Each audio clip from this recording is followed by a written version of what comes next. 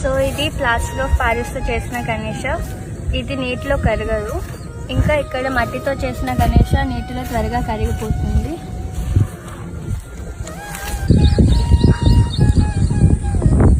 ఇలా ప్లాస్టిక్ బ్యాగ్లో ఇలా పూలు పెట్టి వేయకండి. ఇలా విడిగా పూలు వేసి ప్లాస్టిక్ బ్యాగ్స్ మీతో ఇంటికి తీసుకెళ్ళిపోండి. పత్రుల్లో ఉండే ఆహార పదార్థాలు నీటిలో పడేయొద్దు. చెరువు పక్కన విడదీసి పెట్టండి. విడదీసి పెట్టడం వల్ల చెరువు చుట్టూ ఉండే పశువులు తినడానికి అవకాశం ఉంటుంది. మీరు చెరువులో పడేస్తే అవి కుళ్ళిపోవటం ఒక్కటే అవుతుంది. చెరువు పక్కన విడదీసి పెట్టండి.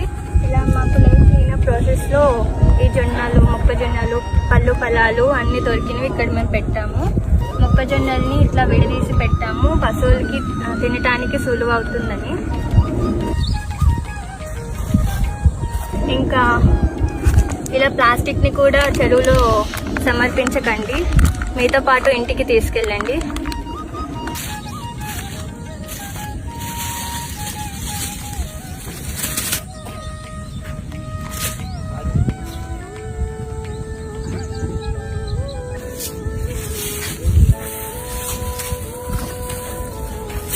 ఇలా డబ్బులు కూడా చెరువులో సమర్పించకండి. దేవుడి పేరు మీద ఎవరికైనా దానం చేయండి.